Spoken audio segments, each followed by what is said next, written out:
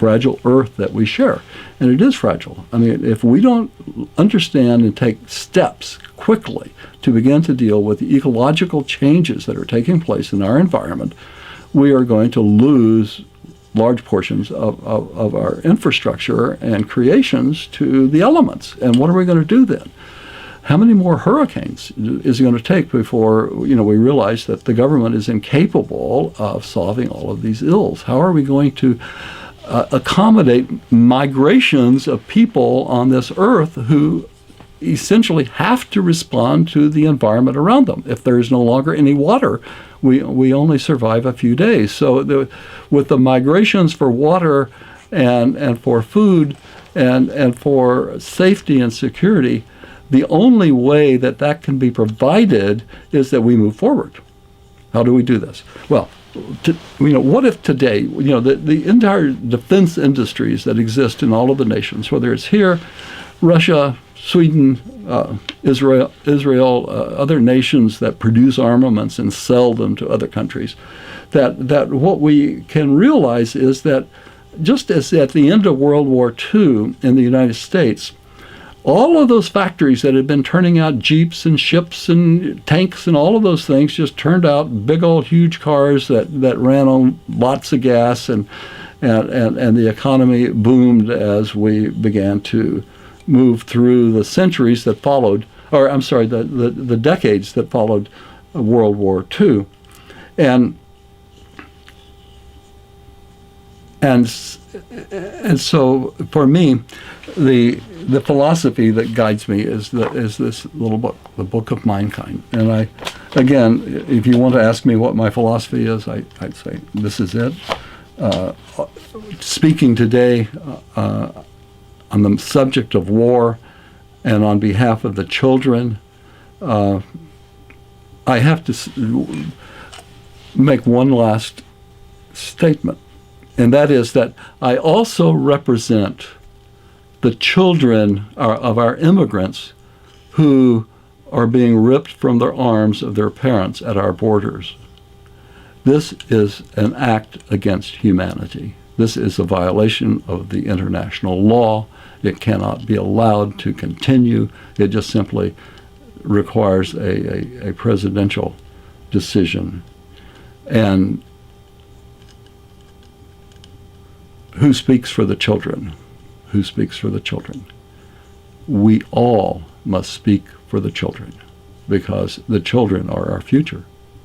And with that, I have to say I have nothing really further to say philosophically or politically today, except that this is why I do what I do.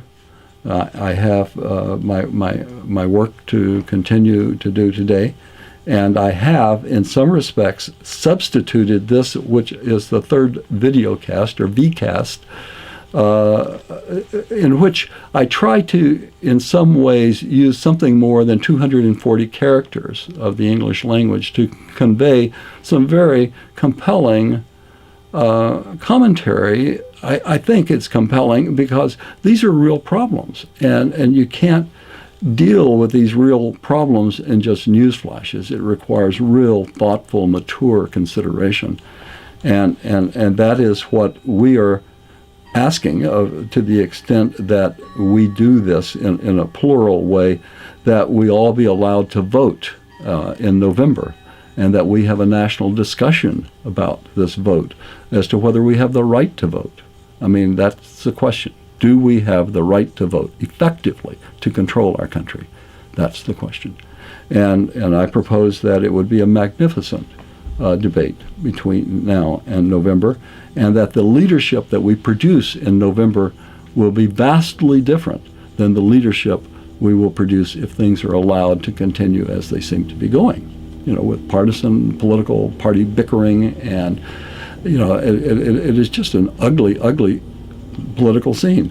But I, as always, continue to believe in the American people. I think that we are a representative of every people and nation and society and culture on earth, that the world looks to us for leadership, and that we have the ability to demonstrate that leadership.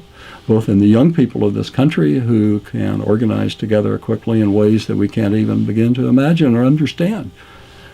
But the women of this country who can provide, there are hundreds of thousands of women in this country who are knowledgeable and running significant operations who could easily and quickly form the committees of correspondence, a modern committees of correspondence, such as what truly allowed us to prevail in the Revolutionary War. It wasn't necessarily that Washington fought all these battles.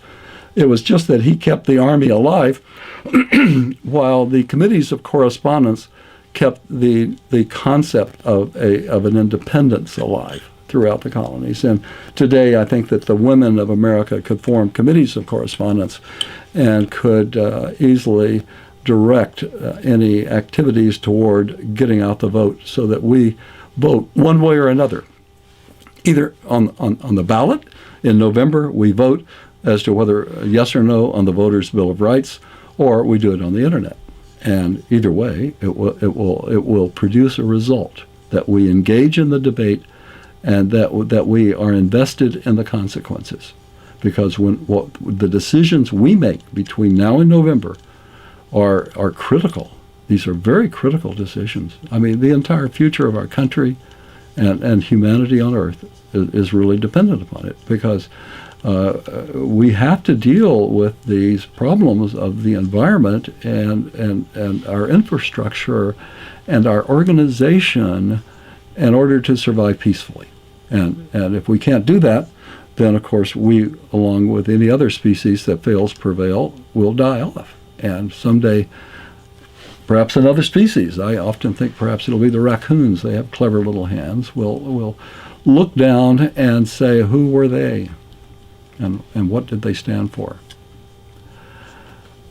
That's the question. What do we stand for in the United States? Are we to stand for the killing of children in our name, which is taking place all over the world today? There are wars being fought today by a force of military that comes directly under the control of the President of the United States. President Trump commands a joint special forces force of thousands and thousands of special force secret troops that can go anywhere in the world and do whatever they are directed to do by the President of the United States acting through his national security advisor. And that today is a man who was instrumental in implementing the illegal war against Iraq. So, on that note, I think